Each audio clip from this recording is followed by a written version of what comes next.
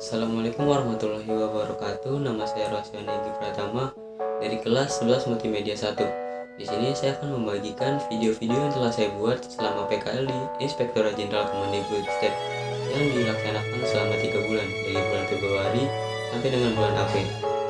Di sini saya membuat 6 video. Yang pertama ada video profil perusahaan, yang kedua ada sekitaran tempat PKL, yang ketiga ada kegiatan di tempat PKL, yang keempat ada serba-serbi di tempat PKL, yang kelima ada wawancara pembimbing PKL, dan yang terakhir ada testimoni pegawai tempat PKL.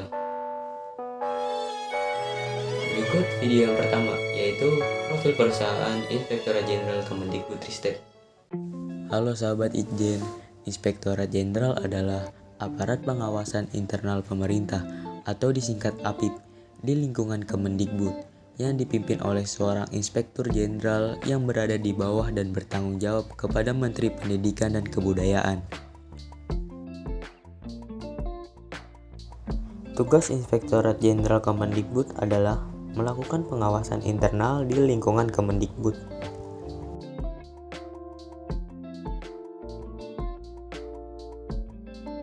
Moto dari Itjen Kemendikbud adalah mengawasi layanan pendidikan dan kebudayaan dengan menggerakkan berbagai pihak demi terbentuknya generasi berintegritas. Lembaga Inspektorat Jenderal dikukuhkan berdasarkan keputusan Menteri Pendidikan dan Kebudayaan pada tanggal 27 Mei 1969.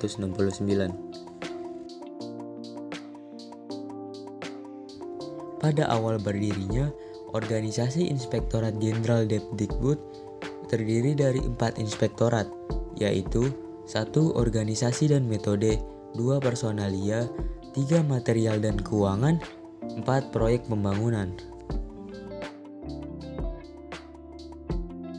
Sekretariat Inspektorat Jenderal mempunyai tugas melaksanakan pelayanan teknis dan administratif serta koordinasi pelaksanaan tugas unit organisasi di lingkungan Inspektorat Jenderal. Inspektorat mempunyai tugas pengawasan yaitu pemeriksaan, peninjauan atau tinjauan, evaluasi, dan pendampingan. Inspektorat terdiri dari Inspektorat 1, 2, 3, 4, dan investigasi. Inspektorat 1 sampai dengan Inspektorat 3 mempunyai tugas melaksanakan penyiapan bahan perumusan kebijakan teknis serta pengawasan internal di wilayah. Inspektorat Investigasi mempunyai tugas melaksanakan penyiapan bahan perumusan kebijakan teknis dan audit investigasi terhadap dugaan korupsi, kolusi, dan nepotisme di lingkungan Kementerian Pendidikan dan Kebudayaan.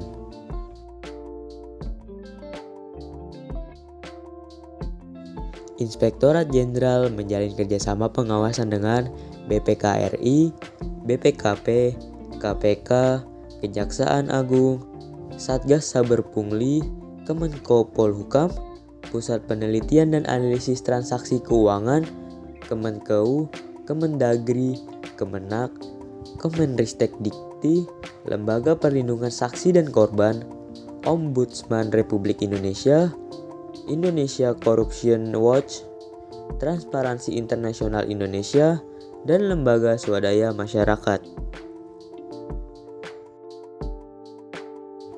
Inspektorat Jenderal melakukan pembinaan teknis secara berkala kepada satuan pengawasan intern pada Satuan Kerja Kemendikbud melalui pelatihan audit internal, pengadaan barang atau jasa, laporan keuangan, kepegawaian, audit program, dan sistem pengendalian internal pemerintah.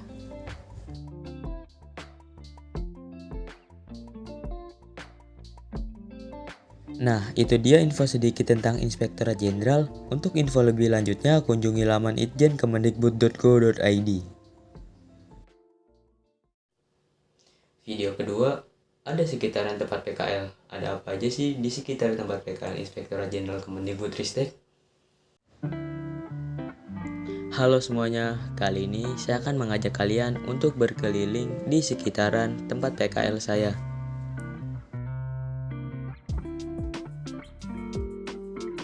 Karena letaknya yang berada di pusat kota, banyak kendaraan yang berlalu lalang. dan juga banyak gedung tinggi di sekitaran tempat PKL saya. Ada yang bisa menebak tempat PKL saya di mana? Benar, saya PKL di Kementerian Pendidikan, Kebudayaan, Riset dan Teknologi atau Kemendikbudristek. Tepatnya, saya ditugaskan di Inspektorat Jenderal Kemendikbud. Teman-teman, ayo kita masuk ke dalam. Nah, beginilah suasana di Inspektorat Jenderal Kemendikbud. Di sebelah kiri kita ada gamelan-gamelan yang dipajang.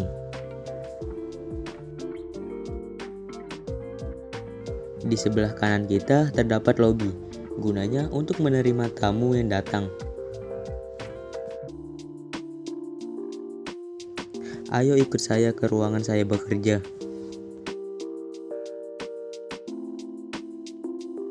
Ruangan saya dan teman-teman saya terletak di lantai 1.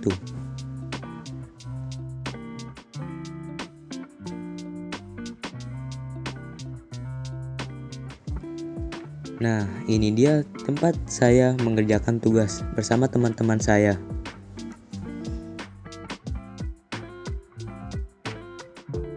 Nah, ayo kita keluar lagi. Tepat di samping gedung Inspektorat Jenderal Kemendikbud ada Taman Ki Hajar Dewantara. Biasanya kita dan teman-teman membaca, menulis, dan mengobrol di tempat ini. Tepat di sebelah Taman Ki Hajar Dewantara terdapat Rumah Cegah. Rumah Cegah juga ada visualnya loh. Kalian bisa mengunjunginya di website rumahcegahkemdikbud.go.id. Tepat di depan gedung Inspektorat Jenderal terdapat masjid yang begitu luas dan asri. Masjid itu bernama Masjid Baitul Tholibin. Nah teman-teman, beginilah suasana di dalam Masjid Baitul Tholibin. Cukup luas bukan? Beginilah suasana di sekitaran tempat parkir Inspektorat Jenderal. Ini adalah Taman Nusantara. Biasanya saya dan teman-teman saya makan sambil mengobrol di jam istirahat bersama-sama di sini. Nah, Kemendikbud juga punya perpustakaan loh. Ini adalah perpustakaan Kemendikbud. Dan yang terakhir terdapat kantin. Kantin ini bernama Kantin Bogesera. Terdapat banyak sekali makanan-makanan yang bisa kalian beli di sini. Yang ketiga, ada kegiatan di tempat PKL. Apa aja sih yang saya kerjakan di Inspektorat Jenderal Kemendikbudristek? Berikut videonya.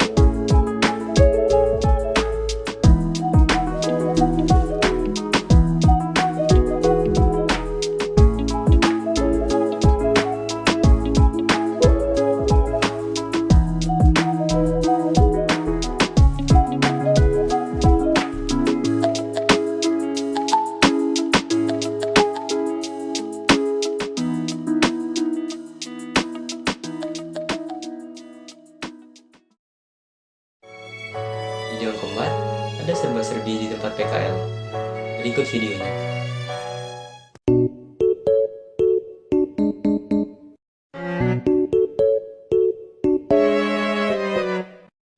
Ada apa aja sih di izin Kemendikbudristek? Yuk tonton videonya sampai habis. Nah, yang pertama ini dia gedung tempat PKL saya bekerja, yaitu Ijen Kemendikbudristek. Gedung Itjen berada di area Kemendikbudristek yang dikelilingi gedung-gedung lainnya. Di dalam gedung ini banyak sekali ruangan-ruangan para pekerja atau pegawai bekerja setiap harinya. Di dalam gedung ini juga terdapat anak PKL dari sekolah lain yang PKL di Itjen Kemendikbudristek.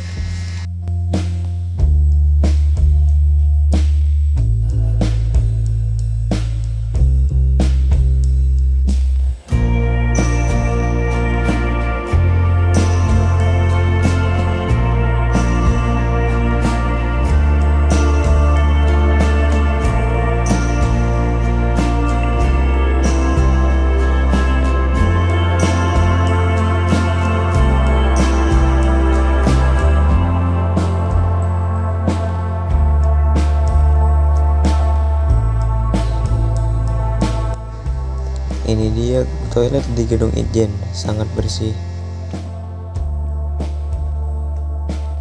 Sekarang ayo kita keluar. Ada apa aja sih di area Kemendikbudristek? Di area Kemendikbudristek banyak sekali gedung-gedung. Ya, ini adalah gedung A atau gedung utama. Selanjutnya adalah gedung saya PKL, yaitu gedung Inspektorat Jenderal.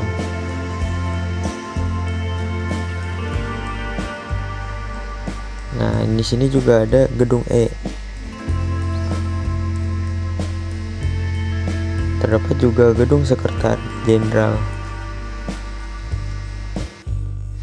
Terdapat masjid, yaitu Masjid Baitul Tholibin. Nah, ini dia suasana di dalam masjid. Ada rumah cegah yang kalian bisa kunjungi lamannya di web.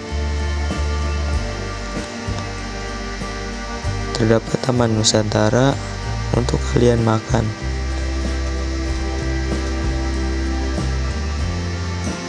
Terdapat pula perpustakaan yang banyak sekali buku-buku di dalamnya yang bisa kalian baca.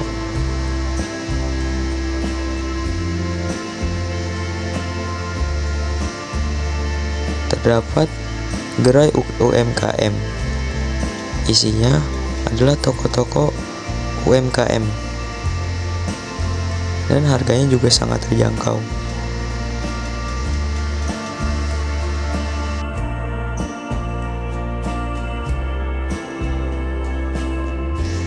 Terdapat kantin.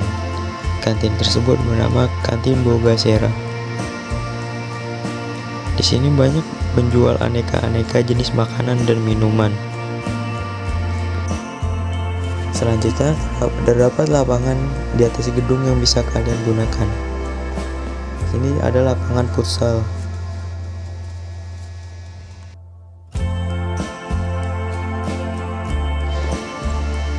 Tempatnya yang sangat luas, bisa kalian gunakan di sela-sela istirahat. Terdapat juga alat gym atau alat olahraga. Nah, di area indoor juga ada area bulu tangkis yang bisa kalian gunakan. Itu aja video kali ini, sampai ketemu di video selanjutnya. Yang kelima, ada video wawancara bersama pembimbing PKL di Inspektorat Jenderal Kemendikbudristek. Berikut videonya. Halo semuanya, di video kali ini kita akan membuat video wawancara untuk memenuhi tugas mata pelajaran DKP. Sebelumnya, izinkan kami memperkenalkan diri. Nama saya Rosyana Egi Pratama. Saya Rafdalika Sukayumi. Saya Angelina. Saya Muhammad Fauzi. Selamat siang Bu Ririn. Ya, selamat siang. Apa kabar Bu Ririn? Alhamdulillah, sehat. Baik, seperti yang kita tahu, Bu Ririn merupakan salah satu karyawan di Inspektorat Jenderal Kemendikbudristek ya Bu. Mungkin kita langsung ke pertanyaannya aja. Oke. Jadi saya sebelumnya mau mengucapkan terima kasih karena sudah berkenan meluangkan waktunya untuk hadir di wawancara kali ini. Dan Ibu, di sini itu Ibu menjabat di bagian apa dan sebagai apa Bu? Saya itu ada di bagian tata usaha di sektor Jenderal Kemendikbud, jabatannya sebagai penyusun bahan informasi dan publikasi. Nah, kalau di lingkungan kerja kantor Itjen Kemendikbudristek ini ada bagian apa saja Bu? Di Inspektorat Jenderal Kemendikbudristek ini sebenarnya ada 5 inspektorat, ada 5 inspektorat dan 2 bagian.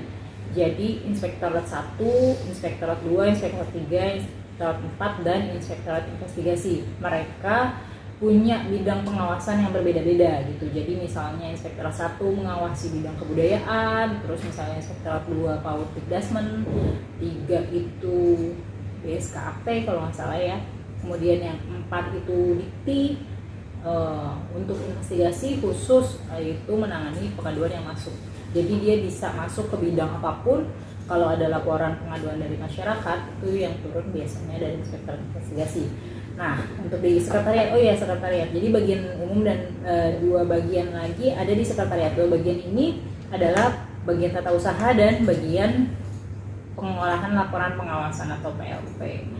Bagian tata usaha itu di dalamnya ada yang mengurus kepegawaian, ada yang mengurus masalah hukum, kemudian ada yang mengurus persuratan, terus ada yang tentang BMN, kemudian ada perencanaan dan keuangan gitu. Nah, untuk di bagian PLP itu lebih ke laporan pengawasan. Jadi laporan hasil pengawasan yang dihasilkan oleh auditor di inspektorat, kemudian diolah di bagian PLP.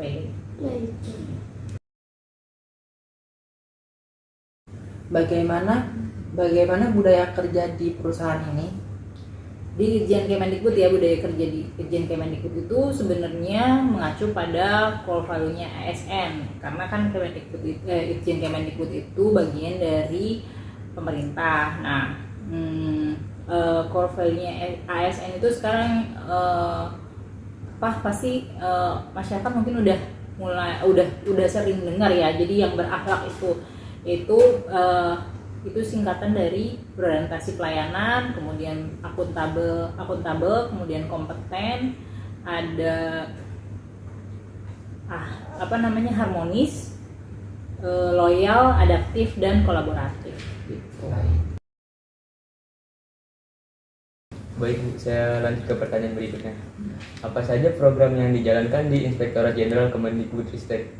Kalau program mungkin banyak ya, tapi saya mungkin tidak bisa jelaskan satu persatu karena tidak hafal. Tapi secara garis besar program prioritasnya Itjen Kemendikbudristek itu pengawasan. Jadi kami ada program audit, ada program review. Jadi kami melakukan pengawasan ke semua unit Kemendikbudristek dari mulai yang ada di Senayan, di kantor Senayan, sampai kantor-kantor yang ada di daerah, termasuk juga sekolah atau juga dinas pendidikan, seperti itu ya. Apa awalnya yang mendorong Itjen Kemendikbudristek mendirikan rumah cegah dan juga fungsinya apa Bu? Fungsi rumah cegah ya. Rumah cegah ini memang baru. Pembangunan rumah cegah itu sebenarnya karena melihat banyak gedung-gedung di sekitar Sudirman ini gitu yang berbentuk gedung gitu. Terus ada keinginan dari pimpinan untuk membuat satu bangunan yang mungkin bisa dibilang antik atau otentik yang berbeda dengan gedung-gedung yang ada di daerah Sudirman gitu. Fungsinya sebenarnya untuk kenapa disebut rumah cegah? Karena kita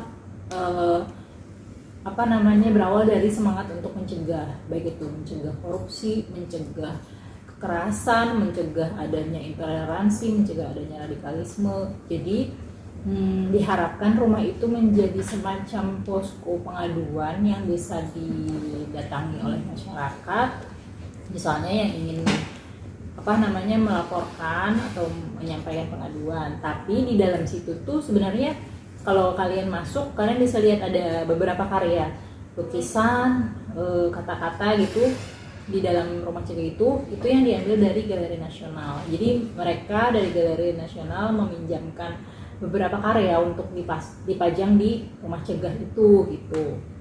Selain itu, sebenarnya rumah cegah ini ada dua nih, ada yang fisik yang ada di gedung dekat gedung Itjen, ada juga yang virtual.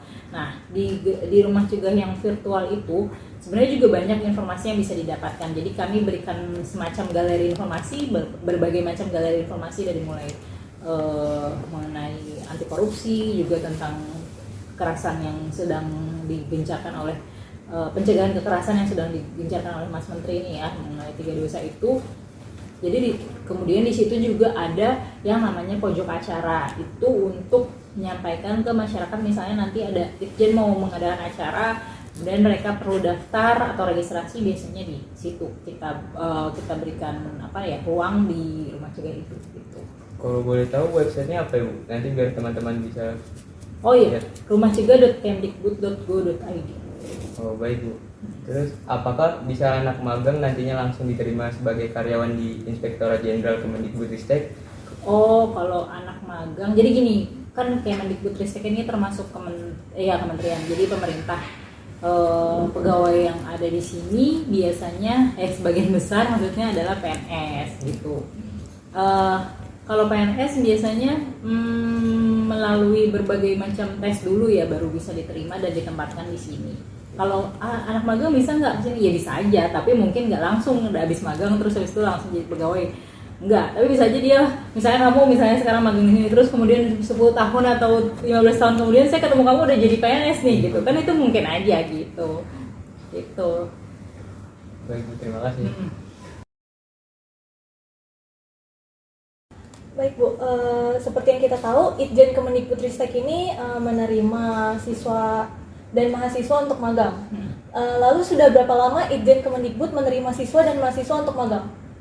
Sudah berapa lama? Saya sebenarnya nggak tahu persis ya, karena saya baru masuk ke Itjen itu di 2015 dan sudah ada anak magang saat itu yang magang di Itjen gitu. Jadi mungkin ya sudah cukup lama ya, bisa mungkin 10 tahun yang lalu gitu. Atau saya kan berarti udah 8 tahun ya di sini, itu sudah ada anak magang di sini gitu.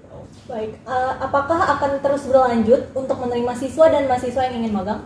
Iya, akan terus berlanjut kemungkinan besar, karena memang kita kan juga, apalagi sekarang sudah ada program yang dari Kemendikbud ya untuk magang. Jadi dianjurkan untuk mahasiswa dan siswa itu untuk magang di manapun, termasuk juga di instansi pemerintah ya, biar tahu nanti seperti apa sih misalnya kerjaan di instansi pemerintah gitu. Jadi bisa jadi gambaran buat siswa dan mahasiswa mengenai dunia kerja, dan dari situ kan bisa dapat pengalaman gitu. Baik, lalu bagaimana cara daftar bagi siswa dan mahasiswa yang ingin melaksanakan magang? Kami membuka semacam formulir elektronik untuk siswa dan mahasiswa yang ingin magang di Inspektorat Jenderal Kemendikbud. Itu di alamatnya itjen.kemdikbud.go.id/magang. Jadi dari situ kamu bisa isi formulirnya, terus isi data diri segala macam. Kemudian kami juga menyediakan beberapa bidang yang bisa dipilih gitu. Jadi mau misalnya mau magangnya di bidang apa, di situ ada beberapa pilihan gitu. Untuk bidangnya apa saja tuh Bu? Ada cukup banyak ya, ada dari mulai IT, kemudian ada desain grafis, ada juga administrasi perkantoran, kemudian ada copywriter, juga ada arsip atau perpustakaan gitu. Kayaknya itu ya. Ada lagi deh kayaknya, cuma saya juga nggak hafal. Ada cukup banyak bidang yang bisa dipilih. Yang jelas gitu sih. Baik, apakah semua jurusan siswa dan mahasiswa dapat mendaftar atau hanya khusus yang sesuai dengan dalam bidang Itjen? Bisa kok, semuanya bisa. Karena kan kita selain melihat dari background pendidikan, kita juga lihat dari bidang yang dia minati kan, ya bidang yang diminati itu apa. Kalau misalnya kemudian kita juga melihat kebutuhan, misalnya kami juga perlu anak magang untuk membantu di bidang ini, di bidang itu, jadi ya kalau misalnya ternyata dilihat dari pendidikannya mungkin tidak sesuai, tapi dari segi pengalaman mungkin cukup, ya udah, ya itu akan memungkinkan buat siswa itu atau mahasiswa itu untuk magang di sini gitu. Oke, baik. Lalu apa saja persyaratan untuk siswa dan mahasiswa yang ingin melaksanakan magang? Persyaratannya nggak ada yang aneh-aneh sih ya, biasanya sama aja dengan tempat magang yang lain. Paling kami cuma perlu surat permohonan magang dari sekolah atau dari kampus. Selanjutnya nanti tinggal itu kalau misalnya sudah kita terima ya, kalau sudah kita terima magang, kemudian kita perlu surat permohonan magang dari sekolah atau kampus. Setelah itu kita proses untuk kita berikan surat penerimaan dari sini, dari kantor gitu. Lalu apakah ada penentuan durasi atau waktu selama berapa bulan mereka dapat melaksanakan magang tersebut? Iya, mulai yang ini ya, saya nggak tahu tahun lalu seperti ada ketentuan seperti ini atau tidak, tapi karena tahun ini saya yang menjadi koordinator untuk magang, saya mengambil kebijakan supaya untuk magang ini minimal 3 bulan, karena kalau cuma 1 bulan menurut saya ya belum apa-apa gitu ya, kurang banyak pengalaman yang mungkin bisa didapat gitu kalau hanya 1 bulan. Jadi dengan melihat situasi dan kondisi, kita juga perlu tenaga dengan yang tidak sebentar gitu. Jadi ya udah ditentukannya bahwa magangnya minimal 3 bulan gitu. Lalu bagaimana sistem kerja siswa dan mahasiswa yang melaksanakan magang tersebut? Sistem kerjanya sebenarnya balik lagi ke bidang yang dia minati. Jadi kalau misalnya bidangnya seperti desain atau yang tentang copywriter yang kaitannya dengan media sosial, itu lebih fleksibel waktunya, karena lebih fleksibel dalam artian luas, tidak hanya dari segi dia tidak selalu harus di kantor, tapi juga harus siap kapan aja di luar jam kerja gitu kan. Cuma tidak harus ada di kantor, itu fleksibelnya. Tapi kalau untuk misalnya bidangnya di administrasi perkantoran, ya berarti anak tersebut harus hadir seperti pegawai yang lainnya, hadir di kantor dengan jam kerja yang sama dengan pegawai gitu. Lalu apakah untuk device disediakan atau menggunakan milik pribadi?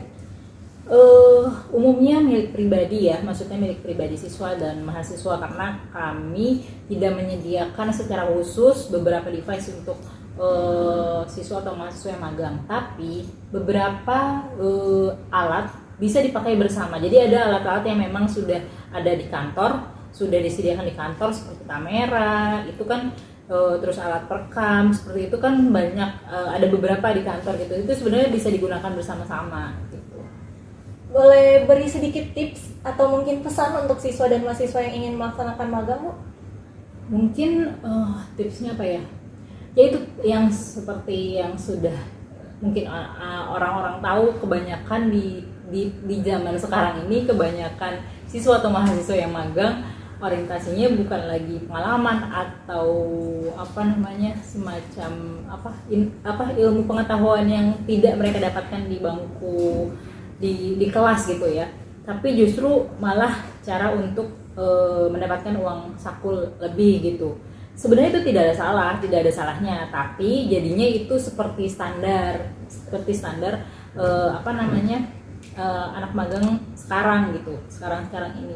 Padahal sebenarnya kalau misalnya dilihat dari kacamata kalian sebagai siswa atau mahasiswa, kalian butuh pengalaman dulu nih gitu, pengalaman gimana sih cara kerja di sini tuh. Jadi itu sebenarnya kalau menurut saya tuh lebih berharga dibandingkan materi gitu, karena dengan magang kan siswa dan mahasiswa ini mengalami sendiri gitu ya, mengalami sendiri apa yang dirasakan oleh para pegawai di instansi atau di perusahaan tempat dia magang gitu. Jadi mengalami seolah-olah menjadi pegawai gitu. Tapi kan kalau misalnya itu yang akan justru nanti meningkatkan value-nya dia setelah dia lulus gitu. Baik Bu, itu saja pertanyaan dari kami. Terima kasih sudah meluangkan waktunya untuk melakukan wawancara bersama kami Bu. Iya, sama-sama. Sukses semuanya ya. Iya Bu.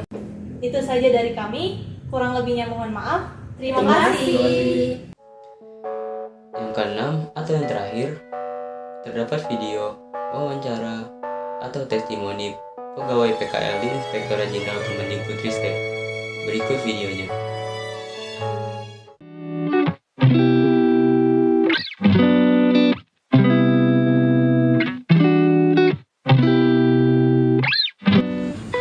Selamat siang Pak. Siang, Egi. Sebelum mulai ke pertanyaannya, boleh Bapak perkenalkan diri dulu. Oke, nama saya Ikram, mau panggilan Ikram juga. Saya di sini sebagai staf dari Humas dan Publikasi di Inspektorat Jenderal Kemendikbudristek.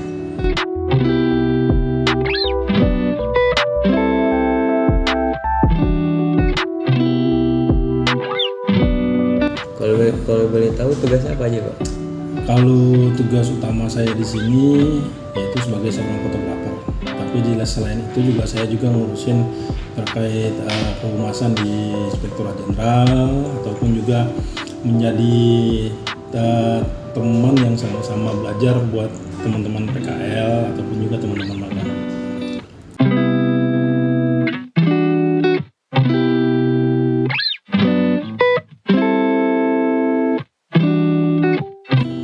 Baik Pak. Di sini saya kan sudah 3 bulan PKL di Itjen Kemendikbudristek. Kira-kira tugas yang Bapak berikan kepada saya itu udah terlaksana semuanya Pak?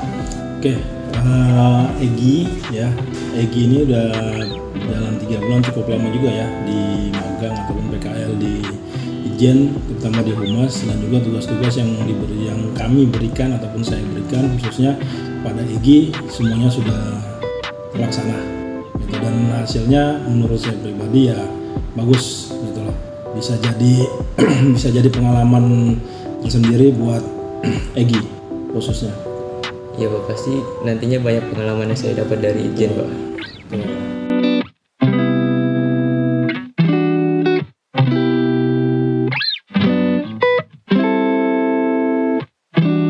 Untuk selanjutnya, saran untuk saya apa Pak? Kalau saran banyak ya, tapi pada intinya kalau saya pribadi pengennya ini Egi tetap tingkatkan ya apa ya namanya tuh, maksudnya kayak dari segi desainnya juga, terus juga komunikasinya juga, terus juga pokoknya banyak belajar lah, karena kalau menurut saya sih Egi ini masih panjang lah perjalanan. Mudah-mudahan sih ya apa yang dimiliki nama Egi bisa terwujud. Amin Pak. Terima kasih Pak atas waktunya. Ya, sukses buat Egi. Intinya tetap semangat dan juga tetap belajar. Iya, Mantap. Pak. Terima kasih Pak. Nah, sekian video-video yang telah saya buat dan saya rangkum selama PKL Inspektorat Jenderal Kemendikbudristek. Kurang lebihnya mohon maaf. Terima kasih. Wassalamualaikum warahmatullahi wabarakatuh.